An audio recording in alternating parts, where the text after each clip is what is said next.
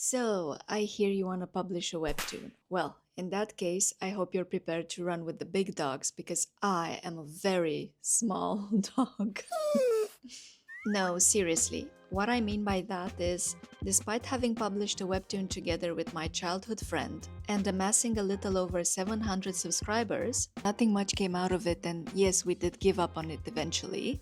I still think our experience will be helpful to someone out there, especially if you're just starting out. So you just need to do the opposite of everything we've done, and you'll be just fine, trust me. Now, let's get right to it, shall we? First, a little bit of context. My friend and I got together and published a webtoon at the beginning of this year on Webtoon, a platform I'm sure you're all familiar with. No, I'm not gonna tell you the name of our webtoon, it's too late for petty advertising now, but we'll say it's a fantasy romance and it has vampires. She did the drawing part and I came up with the story. I also wrote each chapter, planned panels, did social media and community management for our story, since I also work in marketing, so I could cover that part. On our first month on Webtoon, we got recommended by the platform and got a boost of almost 500 subscribers, which to you might not seem much, but to someone like me who hasn't experienced many nice things in her life, this was and still is pretty much amazing. It's too bad we never got to continue and reach 1000 subscribers, but that's life. We didn't have the necessary ingredients for success, and that's okay. I guess we didn't want it that much after all. So here's what I've learned. In order to succeed on Webtoon, you need 5 important things. Number 1, a good Nope. Yes. The story is important, but that part is further down the list. The first thing you actually need is time. Publishing a webtoon and keep going at it is a long and consuming process, so if you're not committed to your dream or you're not prepared to make some sacrifices, don't start. You need to have a proper schedule and be consistent with it if you want to succeed. That was our main issue. Our webtoon was never a true priority in our lives. And while we were putting out there, an episode every 3-4 weeks, you had creators that could update weekly. And it makes sense. If you were a reader, would you invest in reading something that has few episodes and updates so slowly? By the time a creator uploads a new episode, you've already forgotten the characters' names or backgrounds, and readers never get the chance to connect with your characters. So stay consistent. Say goodbye to outings with friends or watching movies on the couch, because other creators are already making that sacrifice, and it shows in the number of subscribers they have. Number 2, ambition, or as I like to call it, stubbornness. How much do you want to be a webtoon creator? Are you willing to think about your story every second of the day? Ready to get inspired? Obsessed?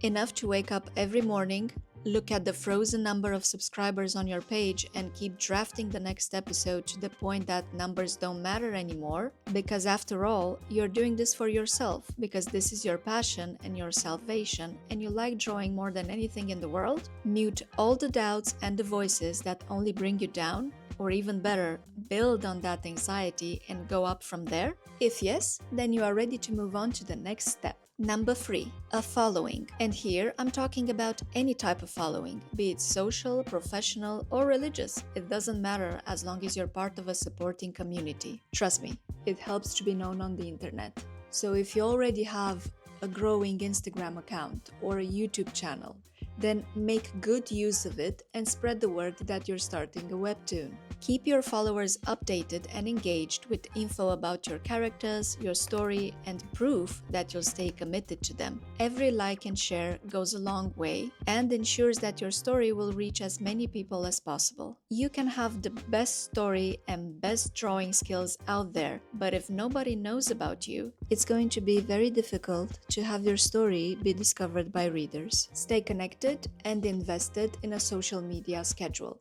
This is the only way you can make your story grow. Number 4, have thick skin. Making a webtoon is all fun and games, until it isn't. For the most part, the process is quite discouraging, and you're always in your head, especially in the beginning when you don't have much going on in terms of followers and comments. For example, if you've just started out, Don't expect people to flock to your story when you have just a few episodes published. I've seen many readers subscribing to webtoons and not reading them until the webtoon reaches at least 10 episodes. Because, let's face it, in today's day and age, readers have no patience and want instant gratification. That's why, despite the considerable number of subscribers, you have very few likes and even fewer comments on your episode. So don't take it personally. What you might take personally, although I strongly advise against it, is when you get a low rating. Webtoon has a rating system that puts creators at a disadvantage, and many other readers and surprisingly creators will give your story 1 star.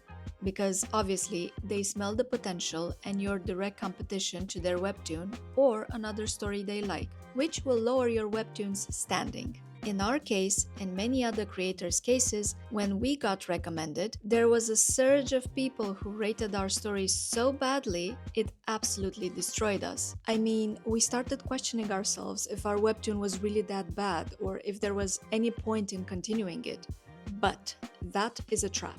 It happens to everyone. The downside to getting recommended is having all these people rating your story badly just because. So ignore the rating, focus on the story that you love, and keep delivering those episodes. Number 5. A good story. Hey, look at that. We finally reached this part. Who knew it was gonna be the last thing on our list? I did.